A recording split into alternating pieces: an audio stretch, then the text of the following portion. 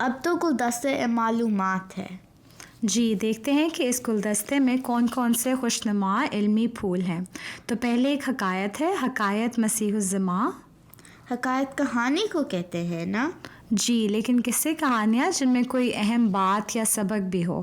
یہ حکایت حضرت مسلم موعود رضی اللہ تعالیٰ عنہ نے بیان فرمائی تھی، جسے حضور انور عید اللہ تعالیٰ نے اپنے خطبے میں بیان فرمایا ہے۔ چلیں پڑھتے ہیں۔ اس کا ٹاپک ہے اچھی دوستی۔ حضرت خلیفۃ المسیح الخامس عید اللہ تعالیٰ فرماتے ہیں کہ دوستیاں ہمیشہ ایسی ہونی چاہیے جو بربادی کا موجب نہ ہو۔ حضرت مسلم موعود رضی اللہ تعالیٰ عنہ نے ایک واقعہ بیان فرمایا کہ حضرت مسیح موعود علیہ الصلاۃ والسلام فرمایا کرتے تھے، یہ پرانی حکایت ہے کہ ایک شخص کا ریچھ سے دوستانہ تھا۔ اس نے اسے پالا تھا یا کسی مصیبت کے وقت اس پر احسان کیا تھا، اس وجہ سے وہ اس کے پاس بیٹھا کرتا تھا۔ یہ گویا ایک حکایت ہے جو حقیقت بیان کرنے کی غرض سے بنائی گئی ہے۔ اگرچہ ایسا بھی ہو جاتا ہے کہ آدمی ریچھ وغیرہ جانوروں کو پال کر اپنے ساتھ ہلا لیتا ہے، مگر جب میں حضرت مسیح موعود علیہ الصلاۃ والسلام سے کوئی حکایت روایت کرتا ہوں تو اس کے یہی معنی ہوتے ہیں کہ یہ حقیقت بیان کرنے کی غرض سے ایک قصہ ہے، یعنی ایک نصیحت کرنے کی غرض سے ایک قصہ ہے۔ یہ میں اس لیے کہہ رہا ہوں کہ تا دشمن یہ اعتراض نہ کرے کہ یہ ایسے بیوقوف لوگ ہیں کہ سمجھتے ہیں کہ ریچھ انسانوں کے پاس آ کر بیٹھتے ہیں۔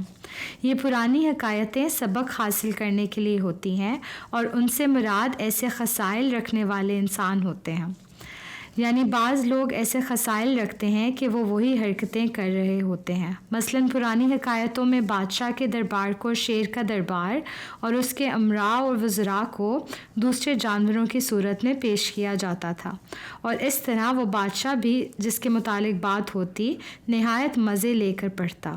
خیر، تو ریچھ اس آدمی کا دوست تھا اور اس کے پاس آتا تھا۔ ایک دن اس کی والدہ بیمار پڑی تھیں اور وہ پاس بیٹھا پنکھا ہلا رہا تھا اور مکھیاں اڑا رہا تھا۔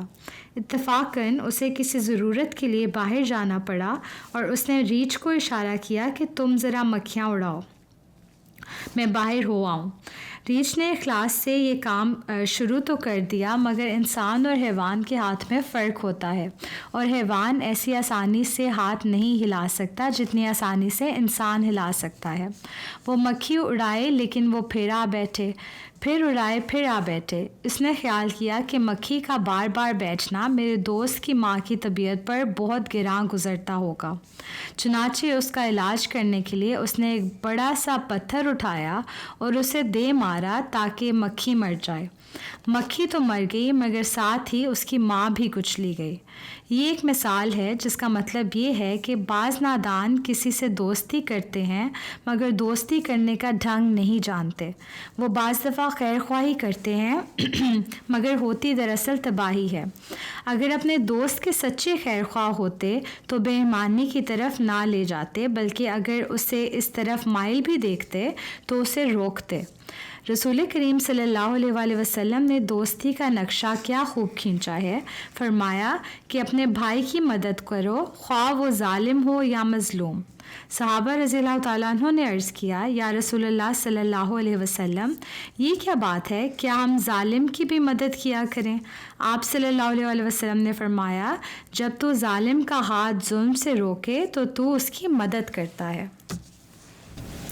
تو یہ تھی آج حکایت۔ آپ کو پسند آئی؟ کیا سمجھ لگی؟ عقل مند دوست بنانے چاہیے۔ جی بالکل، ایسے دوست نہ ہوں جو مشکل میں ڈال دیں، بلکہ ایسے دوست ہوں جو مشکل میں کام آئیں۔